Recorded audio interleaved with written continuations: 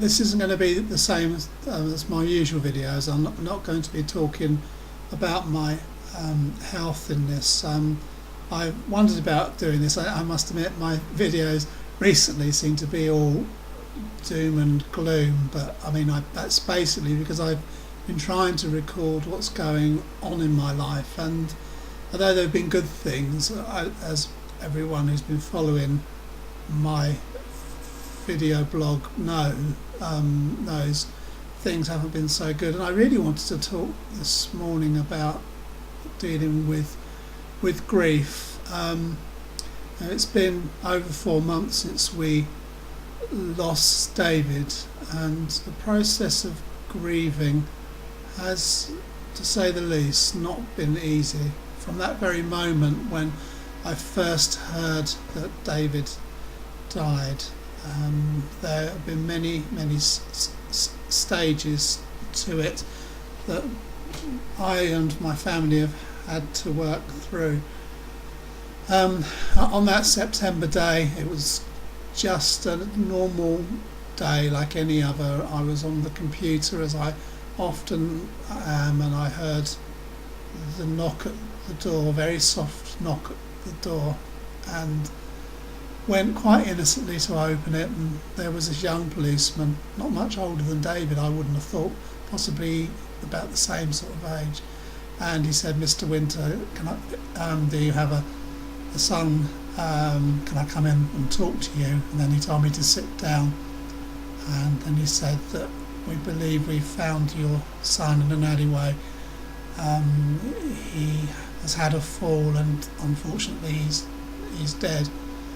And I think when something like that is told to you, you just go into shock, not knowing what to do, who to turn to. I needed to find someone in the family to get me to see my wife, because she was at work 20 miles away, and I'm unable to drive anymore. So I thought who I could phone, and her sister was available and took me, and then I had the horrendous job of having to tell Janice that we had lost our son. And I have never ever experienced having to do something so difficult in all my life. To have to tell your wife or your loved one that your child, that their child, our child is dead, it is horrendous. And Janice is usually very calm and collected, and I've never ever seen her lose control in the 30 odd years I've known her, and I think it'll haunt me all my life.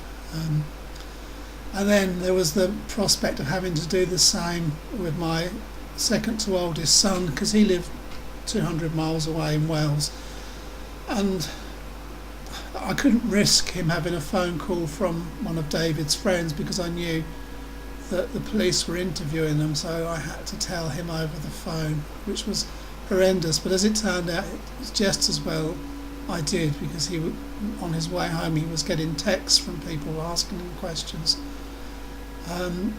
But you sort of go into a state of shock. There was a time of having to go and see David, and my last picture of David is of him pale and dead, and of kissing him and his body cold on my lips. Not nice images to have, but you do go into a sort of a state of having to deal with things. There are things that have to be done, and over the next few weeks while we were waiting for the autopsy, there was the sorting out of the funeral, and David was full of life. We didn't want it to be an old man's funeral. We wanted it to reflect the fact that he loved and enjoyed life, and to the full.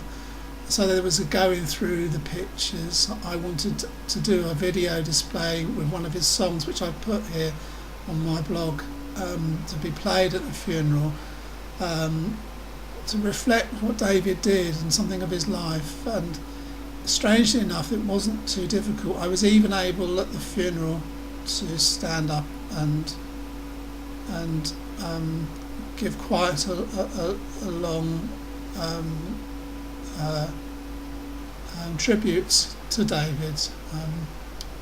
I'm not 100% unused to public speaking, but as you all know, my speech can be a problem. But I was able to do this, and it was my last act as a father, the last thing I could do for my son, and I needed to do it.